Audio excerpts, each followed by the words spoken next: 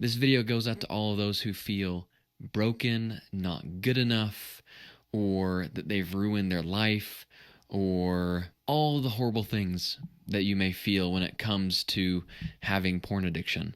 So before we jump into the actual episode, I want you to check in with yourself. How do you feel? How have the past couple of days been? Have you had an urge? If you did, how did that go? What did you do?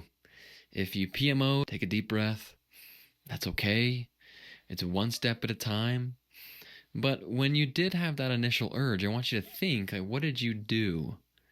Did you try and achieve that goal that you set? Did you try and go get a drink of water? Did you try and stand up and go for a walk? What did you do? We want to try and actually do something when we have an urge outside of the normal thing, which is to just go PMO.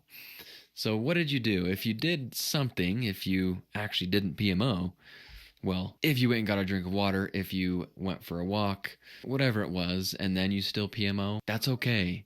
Remember, the goal is not to just PMO. The goal is to do something other than that, regardless of if you PMO later that day. We're helping our brain relearn what to do when there is an urge, and this takes time. It's not going to happen overnight. Remember, this addiction that you're in has happened and accumulated over years. And it's not gonna take a week or even a month or a year itself to actually recover from this. It can take years, and most likely will take years. So that's something that you need to mentally prepare yourself for. So there you go. I just wanted to check in, see how things were going. And this week, as you do get an urge, I want you to just take a deep breath and recognize that this is something that won't last forever, as in this feeling, this urge, and then it will go away. And try and focus on your breath. Take 10 deep breaths and see how that goes from there. Give that a try. And if you still PMO, listen, that's okay. If focusing on your breathing doesn't work for you, then let's try and find something else. It's just a trial and error type of shindig that we got to do here. This is episode 25. Isn't that crazy? A quarter of the way to 100. Kind of sweet. In my other podcast, What About Therapy, that we haven't posted on in 6 months, we're at 150 episodes or something like that, which is pretty sweet. But we are going to bring that podcast back to life, so get ready for that. So what I want to talk about today is that it's not your fault you're addicted. Now, I understand. Crazy concept. But let me explain, and hopefully this can help you recognize that, or to have more empathy for yourself and help you realize that there are a lot of other factors in your life that have brought you to this point of addiction. So this whole idea came from the show Love is Blind. I don't know if you guys have seen that. Recommend it 100%. This is a show that originally my wife would watch, and I would be in the kitchen eating dinner or whatever it is, watching YouTube, whatever it is I do. And as I would be coming into my office to do school or whatever it is, game with the boys, I would stop and watch Love is Blind for a minute, and I would just stand there. Watch this, and I would get hooked, and I'd find myself standing there for like 20 minutes. And so I ended up just caving and watching the entire show. And so last season, I think it was season 7. I don't even know what season we're on. But I watched that entire season, and that's the one that hooked me. It got me, and now we're here. So in the most recent season, there was a guy named Dave. Dave, if you're watching this, if you struggle with porn, man, first of all, you're not alone, and I appreciate you supporting the show. And second of all, I hope you don't mind I use you as an example. So Dave, he is 32 years old. And as he was growing up, this is my theory, Dave. If this is right, just let me know. If it's not, let me know. So Dave's mom passed away about 6 years ago. And it's interesting because Dave, it doesn't seem like he has a hard time thinking for himself. I think his mom was kind of a helicopter mom and did a lot of things for him. Obviously, she meant the best. She meant well for him. But what this did for Dave is it stopped his emotional maturity. He relied on his mom to do a lot of things for him. And after his mom passed away, his sister took that role of mom. So he then relied on his sister to do a lot of things. And throughout the show, Dave just showed a lot of emotional immaturity, which, hey, he admitted. Dave, you said it. Not me, man. So did Jessica. if that's her name. Anyway, I'm really bad with names. All I know is the couples and their stories. But Dave showed a lot of emotional immaturity throughout the show. And at the very end, they do an episode called The Reunion, where they all get together a year later and talk about different things that happened on the show. But Jessica, again, name could totally be wrong. Anyway, Jessica said, Dave, I am just light years ahead of you in emotional maturity. And Dave's like, oh, you're right. I suck. I'm the worst. You're right. But this got me thinking that it's really not Dave's fault that he is the way he is. It's not his fault that he's a 15-year-old emotionally. And the reason I say that is because the way that he grew up, the way he was raised, made him this way.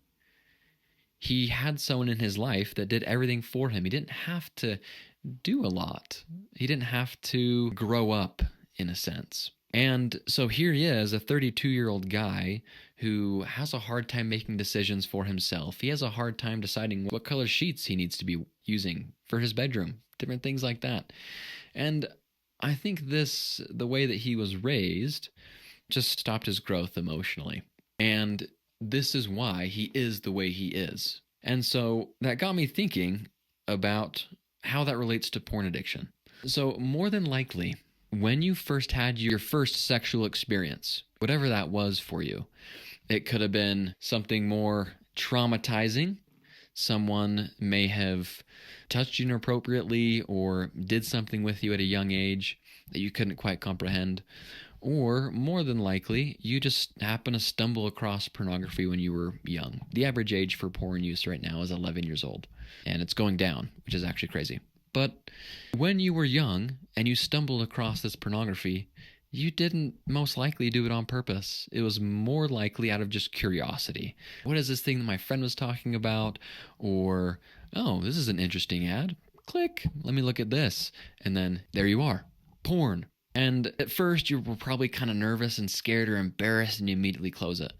But over time, you started ruminating on these thoughts, ruminating on what you saw, and let's see. So eventually you may have just gone back to it over and over again, thus jumping into this cycle that you had no idea was going to change your life in not a good way, probably the worst of ways up to this point. And so the reason I bring this up is because, again, I'll say, it's not your fault that you're addicted to this. You were just a curious kid, or you were at the wrong place at the wrong time, and you happen to now be where you are today. Just think about that. As a 11-year-old or 12-year-old, who knows, 10, 13, whatever age you were when you came across pornography for the first time, how could you fully get the entire scope of what was actually going to happen? Right? You were thinking, well, in maybe 10 years, I'll be married and be addicted to pornography and have it destroy my marriage. I think I'll go with that. You weren't thinking that far ahead, right? And when you did realize, oh, this is a problem, it was too late. You were hooked. It had you. And you've been struggling with this for quite a while, I'm sure. So I want to stop there. And, well, no.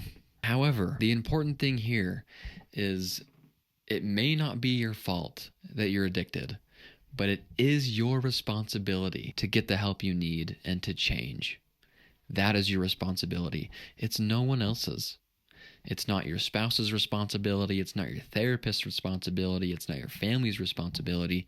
That is your responsibility to change. You got yourself into this mess. It may not have fully been your fault. You weren't fully aware of what was happening, but now you see that you need a change. So what are you going to do about it? This is now your responsibility to get the help that you need to actually change. Now, we've gone through a lot of tools on how to change so far on the podcast, and we're not really going to talk about much here on this episode. But what I do want to talk about is the most important step you can take is the next one. Quote, Brandon Sanderson, Dalinar. If you guys know what I'm talking about, hit that button. But if you don't, that doesn't matter. The quote still stands. The most important step you can take is the next one. You need to learn to take one day at a time. When you climb a mountain and you look back, you realize how far you've come. Last year, or 2 years ago, I don't know, over the past couple of years, we did, my friends and I did a really big hike.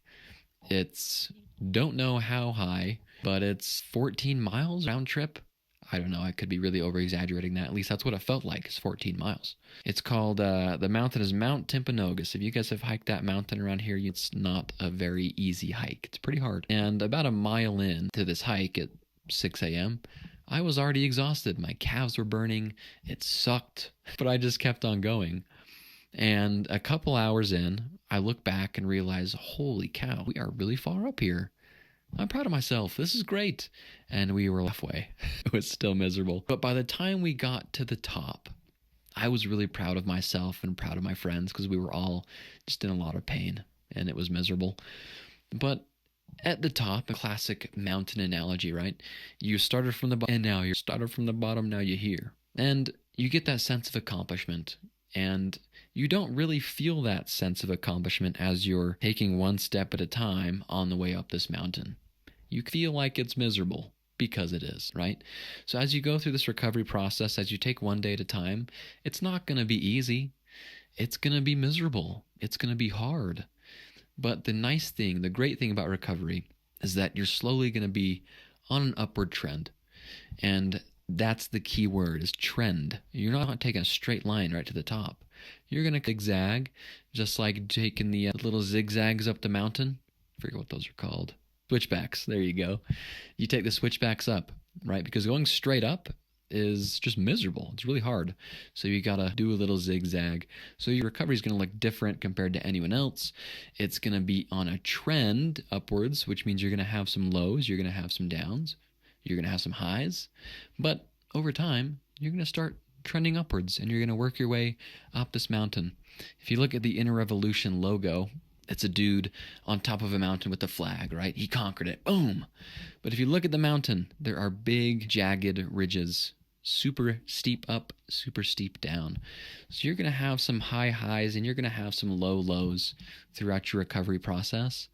But the idea of recovery is trending the trend upwards. Just keep that in mind and take one day at a time and realize it's not your fault necessarily that you're in this mess, but it is now your responsibility to change it and to take responsibility for your life. Take back your life and take it one day at a time. That's all I really wanted to talk about today. I hope this was helpful. I hope that this is going to allow you to have more empathy and sympathy for yourself and to be able to be more patient with yourself and realize that you may only be a quarter of the way up through this mountain, but eventually you will get to the top if you focus on your next step one at a time. There you have it. Be patient with yourself, stay strong, and remember, next time you have an urge, it could be an hour from now. Next time you have an urge, remember to focus on breathing and realizing that this is going to pass. And just keep focusing on your breath until it's gone. Give that a try and see how that goes. You guys are great. Thanks for tuning in, and I will speak to you next week.